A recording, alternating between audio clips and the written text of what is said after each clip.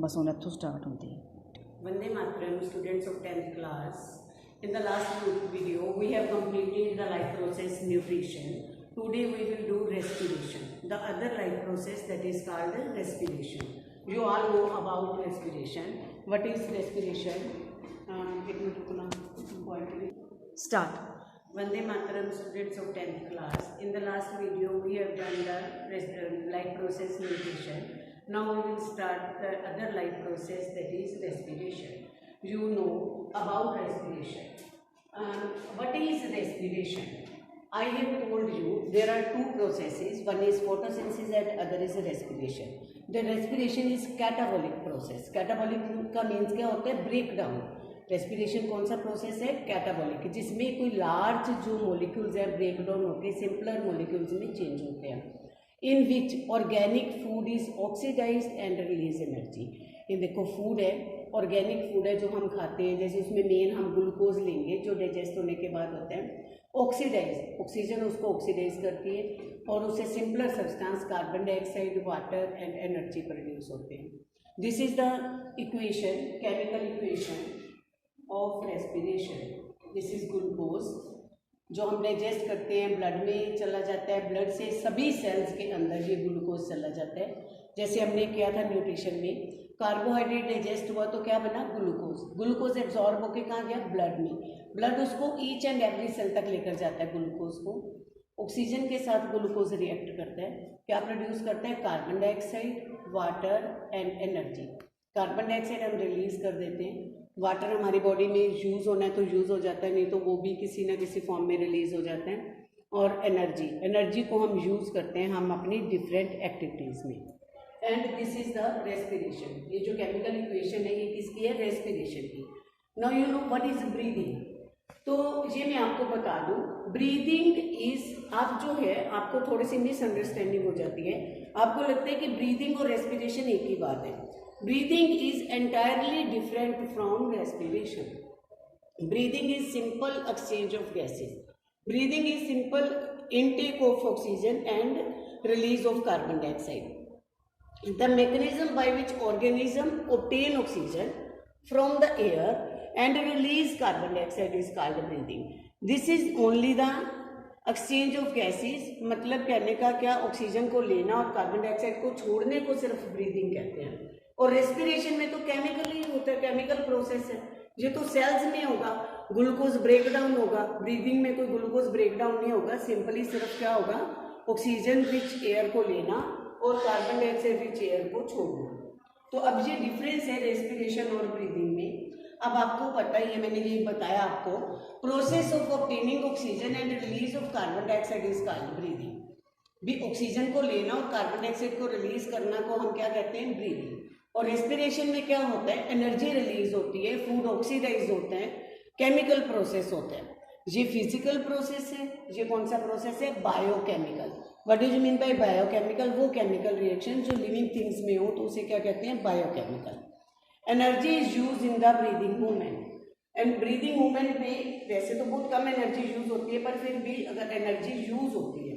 और रेस्पिरेशन में एनर्जी क्या होती है? प्रोड्यूस होती है. किस फॉर्म में? एटीपी की फॉर्म में. इसमें it involves movement of the body parts. जब हम ब्रीथ करते हैं तो हमारे कुछ बॉडी पार्ट्स, जैसे आपको पता है रिब्स मूव करती हैं, डायफ्राम मूव करता है. इसमें ये प्रोसेस कहाँ पे होता है? सेल्स में होता है. सेल्स में ग्लूकोज ब्रेकडाउन होता है. इसमें कोई बॉडी पार्ट्स की मूवमेंट नहीं होती है.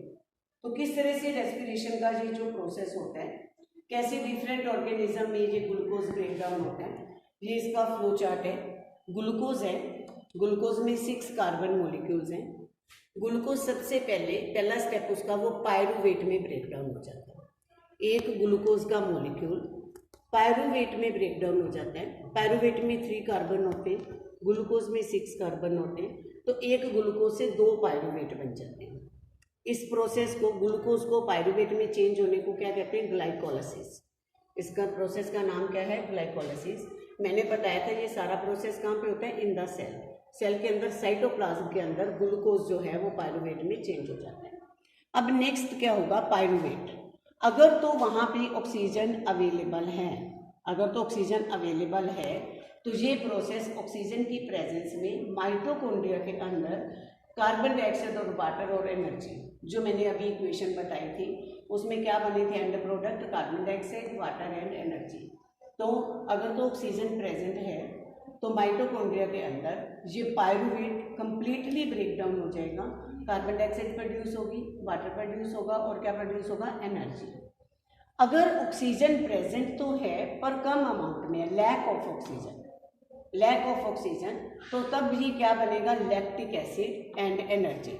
आपको पता है लैक ऑफ ऑक्सीजन कब होता है, जब हम हैवी एक्सरसाइज करते हैं, जब हम कोई हैवी वर्क करते हैं तो हमें क्या होता है, हम जैसे रेस लगाते हैं, ज़्यादातर जो हम जैसे कभी कभी करते हैं जो काम, तो हमारे मसल सेल्स में मस्कुलर क्रैम्प्स हो जाते हैं, हमारे मसल्स थोड़ा सा पेन करने लग जाते हैं, मस्कुलर क्रैम्प्स हो जाते हैं हमें। तो वो क्या होता है, पहली बात तो मैं आपको ये बता दूं, जब हम हैवी एक्सरसाइज करते हैं तो हमारा ब्रीदिंग रेट बढ़ जाता है, हम ज़्यादा ऑक्सीजन लेने की कोशिश करते हैं, पर एक्चुअली क्या होता है, जितनी हमें एनर्जी चाहिए होती है उतनी एनर्जी यहाँ पे प्रोड्यूस नहीं हो रही होती, क्योंकि ऑक्सीजन हमें कम मिल रही होती है। हम तो नॉर्मल ऑक्सीजन लेते हैं, काम हम ज़्यादा कर रहे हैं, हम रेस लगा रहे हैं या कोई हैवी वर्क कर रहे हैं, एनर्जी हमें ज़्यादा चाहिए, उसके लिए फिर क्या होएगा, हमारे मसल सेल्स में पायरुवेट लैक्टिक एसिड में चेंज होना शुरू हो जाएगा उस एनर्जी को, डिमांड को पूरा करने के लिए। और हमारे जब तक हमारे मसल सेल्स में लैक्टिक एसिड पड़ा रहेगा तो हमें मस्कुलर क्रैम्प्स फील होते रहेंगे। तो मैं ये बता रही थी लैक ऑफ ऑक्सीजन, जब हम हैवी एक्सरसाइज करते हैं ऑक्सीजन की कमी रह जाती है एनर्जी के लिए, तो पायरुवेट किस में चेंज होना शुरू हो जाते हैं, लैक्टिक एसिड में, और साथ में एनर्जी। आपके सामने ये पायरुवेट में 3 कार्बन है, लैक्टिक एसिड में भी 3 कार्बन है, एक पायरुवेट से एक ही लैक्टिक एसिड बनेगा और साथ में एनर्जी बन जाएगी। ये एनर्जी कम प्रोड्यूस होती है पर फॉर द टाइम बीइंग हमें जो ज़रूरत होती है एनर्जी की, डिमांड जो होती है वो पूरी हो जाती है। और अगर ऑक्सीजन हो ही ना, बिल्कुल absence of oxygen, yeast cell में जैसे होता है, तब ये इथेनॉल बनेगा, कार्बन डाइऑक्साइड बनेगी और वाटर बनेगा। क्या बनेगा, इथेनॉल। अब आपके सामने ये पायरुवेट 3 कार्बन है, 2 कार्बन इथेनॉल के, 1 कार्बन कार्बन डाइऑक्साइड के पास, तो 3 कार्बन ऐसे कंप्लीट हो जाते हैं। तो अब 3 तरह के फेट हैं। पहले देखो, पहला प्रोसेस तो होना ही होना है, ग्लूकोज से पायरुवेट तो बनना ही है, चाहे जो मर्जी ऑर्गेनिज्म हो, जैसा मर्जी ऑर्गेनिज्म हो, ये तो बहुत ही ज़्यादा मैंडेटरी प्रोसेस है कि ये होना ही होना है, ग्लूकोज से पायरुवेट तो बनना ही बनना है। उसके बाद 3 फेट है पायरुवेट के, मतलब 3 भविष्य हैं। अब डिपेंड करता है, अगर तो ऑक्सीजन मिल गई तो ये कार्बन डाइऑक्साइड और वाटर में चेंज हो जाएगा, अगर ऑक्सीजन कम मिली जैसे हमारे मसल सेल्स में होता है हैवी एक्सरसाइज में, तो लैक्टिक एसिड में चेंज हो जाएगा। अगर ऑक्सीजन ना मिली, एब्सेंस हो गया, तो किस में बदल जाएगा, इथेनॉल और कार्बन डाइऑक्साइड में, ईस्ट सेल में। तो ये मेथड है ग्लूकोज के ब्रेकडाउन के, जिसे हम क्या कहते हैं, breakdown of glucose by various pathways. तो ये 3 पाथवेज हैं ग्लूकोज के ब्रेकडाउन के, जो मेन रेस्पिरेशन प्रोसेस में आते हैं। अगर तो ऑक्सीजन प्रेजेंस हो तो उसे हम एरोबिक रेस्पिरेशन कहते हैं। कौन सा रेस्पिरेशन कहते हैं, एरोबिक, और इसमें बहुत सारी एनर्जी रिलीज होती है। अगर एब्सेंस ऑफ ऑक्सीजन हो या लैक ऑफ ऑक्सीजन हो तो उसे हम कहते हैं एनारोबिक रेस्पिरेशन। इन दोनों प्रोसेसेस को मिलाकर क्या कहते हैं, एनारोबिक। अब क्या डिफरेंस है एरोबिक रेस्पिरेशन और एनारोबिक रेस्पिरेशन में। Aerobic respiration take place in the presence of oxygen, aerobic respiration presence of oxygen में है, तो anaerobic in the absence of oxygen. इसमें जो एंड प्रोडक्ट बनते हैं वो क्या बनते हैं, कार्बन डाइऑक्साइड एंड वाटर, और इसमें एंड प्रोडक्ट क्या बनते हैं, अल्कोहल, लैक्टिक एसिड और कार्बन डाइऑक्साइड। ठीक है, आपको मैंने बताया था कि जब तो एब्सेंस ऑफ ऑक्सीजन होती है तो अल्कोहल और कार्बन डाइऑक्साइड बनते हैं, जब लैक ऑफ ऑक्सीजन होती है तो लैक्टिक एसिड बनता है। तो ये इसके एंड प्रोडक्ट हो गए। और जब ये इसकी जो इक्वेशन है, ग्लूकोज ब्रेकडाउन होता है ऑक्सीजन की प्रेजेंस में, कार्बन डाइऑक्साइड, वाटर और एनर्जी बनती है। इधर ग्लूकोज जो है उससे क्या बनता है, ethanol, carbon dioxide and energy.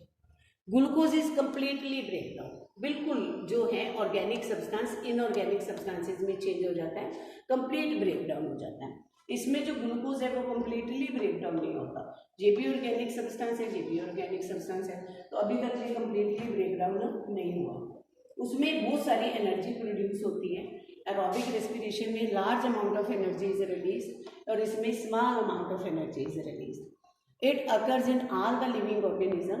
It occur in bacteria और yeast cell. कुछ बैक्टीरिया में और yeast cell में ये anaerobic respiration होता है, और वो जो ऑक्सीजन जो बाकी सभी ऑर्गेनिज्म में कौन सा रेस्पिरेशन होता है, aerobic respiration. Now how the respiration take place in plants? अब आप कहोगे प्लांट्स में रेस्पिरेशन की क्या जरूरत है, प्लांट्स कौन सा ऑक्सीजन लेते हैं,